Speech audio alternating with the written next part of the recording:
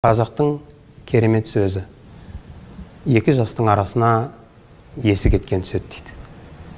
Енді ана баласына мына келінді қойып беріп жібер, қызына қайтып кел, сыртыма сиясын деп отқан адамдар есіңіз бар ма? Қалай ойлайсыз? Есі бар адам араласпайды деп отса, сіз кімсіз сонда? Есі бар адам бұны жасамайды. Былайша айтқан кезде не дейді? Ақылы бар адамның ісі емес бұл.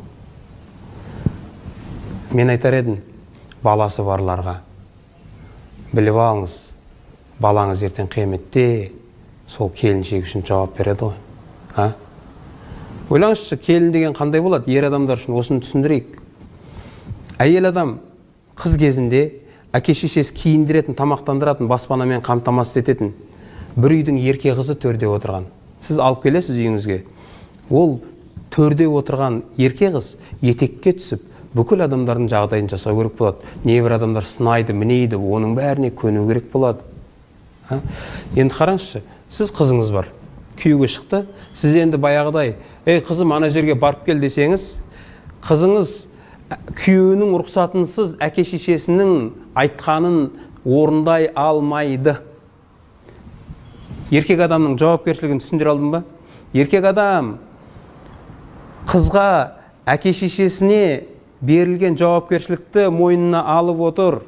Ал ойлаңызшы, кез келген әке-шеше қызы үшін жәнін бере ала ма?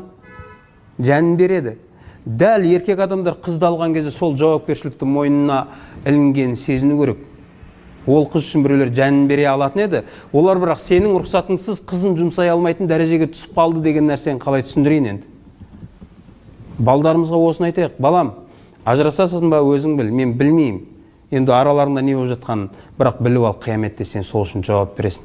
Әйел адам тозаққа кететін болса, күйеуін міндетті түрде тартып кетеді. Әйеліңнен үлкен жау жоқ, егер сен аманатыңды дұрыс орындай алмасаң.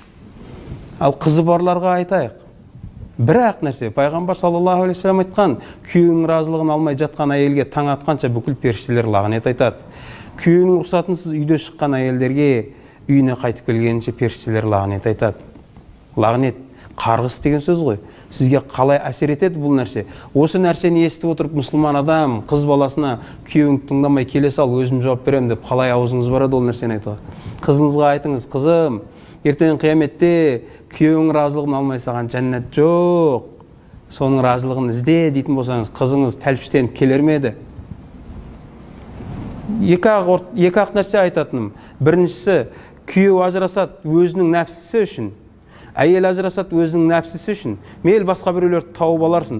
Бірақ ортадағы жетімдер ше, тірі жетімдер қайдан пайда болып жатыр? Сен оларға кішкене қарайласай, жәнің ашысын да анау жетімдерге.